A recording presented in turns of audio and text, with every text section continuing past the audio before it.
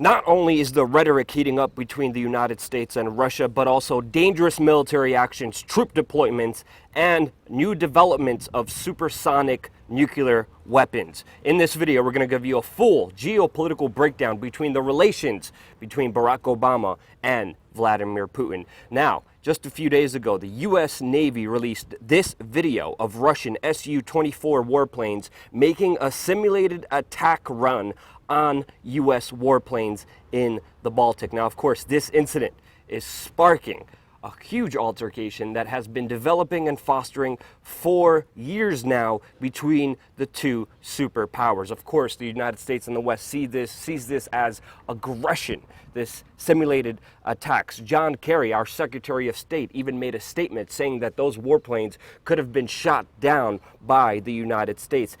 Members of the U.S. military even went as far as to say that this will start a full all-out war. President Barack Obama's nominee to become the next NATO and U.S. Supreme European Commander, Schiaparelli, said, and I quote, "We should engage them and make clear what's acceptable. Once we make that known, we have to enforce it," he said.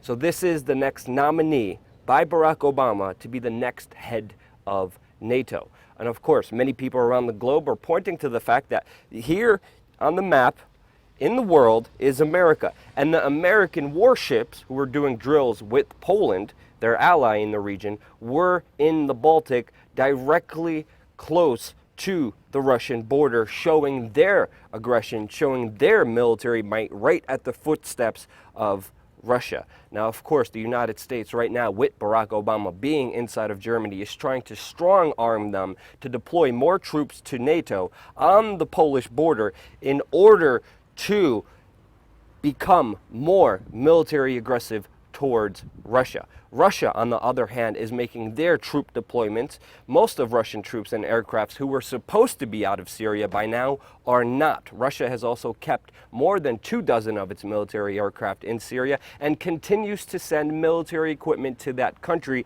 after a few weeks ago making statements that they would fully withdraw from that country. And of course, Barack Obama can't be outdone in this in any way, shape, or form, and he has just made an announcement that he is sending more troops on the ground inside of Syria to supposedly combat ISIS. Meanwhile, it was directly the U.S. foreign policy that created this region. But now, with Russia deploying more of its troops inside of Syria, the United States is following suit and sending in their troops.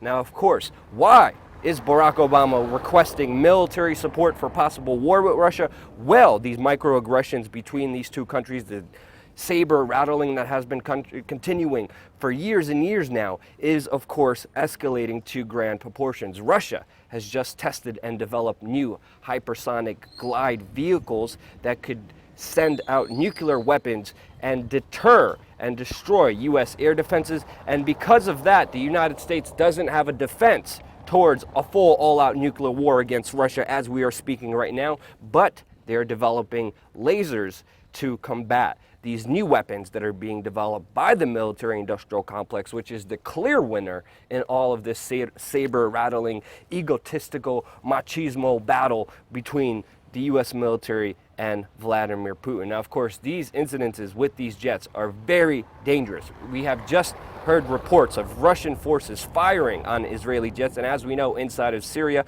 Israel has taken the side of the rebels, and they have been bombing Bashar al-Assad's and the Syrian government's forces. Russia is with the Syrian forces, is with the Syrian government, which creates a direct conflict between the two countries. There have been other incidences of Israel flying into Syria, bombing Assad's and pro-government forces, and of course escalating tensions between them and Russia.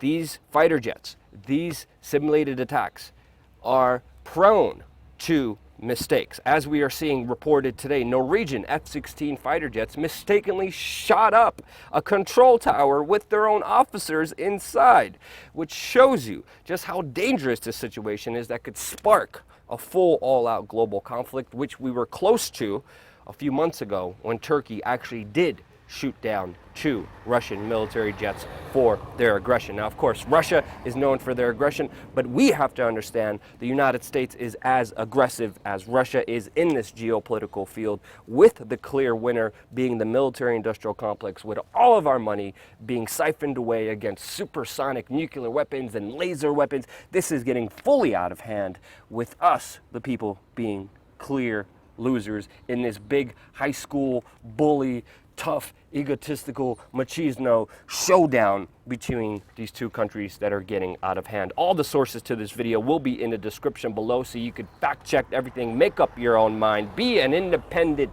researcher, and actually find out what's happening on the global scale, because no one on the mainstream media is covering this. We are doing this for you and by you. Supporting us on Patreon with just $1 a month keeps this independent organization going, with our full goal in destroying the mainstream media. Together, we could do this. Subscribe. We're going to have a lot more important geopolitical global news coming here your way on youtube.com/we are change.